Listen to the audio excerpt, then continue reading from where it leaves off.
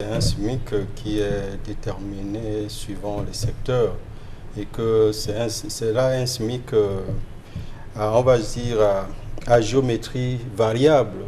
On se serait posé la question, mais pourquoi est-ce que l'État n'a pas voulu fixer un SMIC qui est uniformisé? On se pose d'énormes questions. Et surtout, il y a une première interrogation qui saute à l'œil pour ce qui concerne les agents de l'État relevant du code de travail, dont le SMIC est de 41 875 000 francs. Voyez-vous, des agents de l'État, c'est-à-dire que, on va dire, peut-être les ménagères, les agents de sécurité ou de ménage, qui touchent 41 875. C'est trop bas. J'estime que c'est trop bas par rapport aux charges. Même sur des parties quand même de 36 541 875, c'est négligeable. Ça, vous savez que le problème du SMIC, ça a été toujours un débat au Cameroun. C'était un gros problème.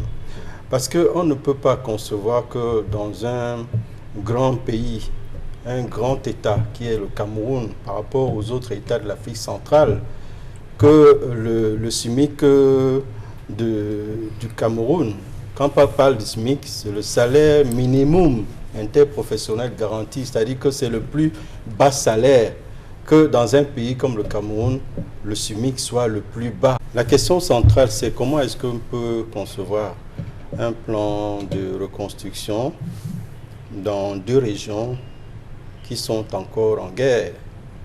Voyez-vous, ce n'est pas parce que, c'est vrai, la guerre dans le Nozo, nous sommes à des années-lumière où il y a eu des moments de pic, des attaques des séparatistes de ce côté-là.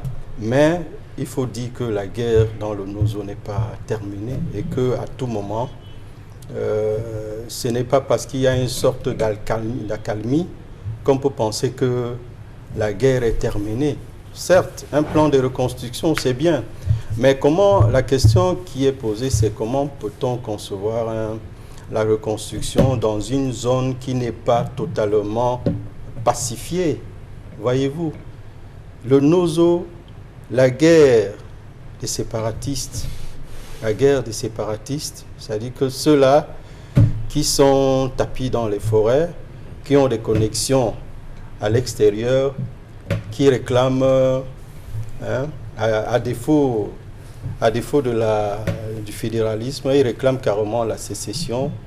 Mais il faut dire que le débat est encore sur la table. Oui, Yaoundé est annoncé sur de fortes intempéries. Il n'y a pas que Yaoundé.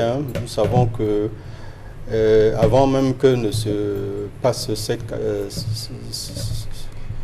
cette catastrophe qui a eu lieu du côté d'Aboya, sur le mont Cameroun, il y avait des spécialistes de la météorologie qui annonçaient de faire très attention en ce qui concerne les précipitations qui vont arriver et qui vont drainer, qui pourront causer des dégâts.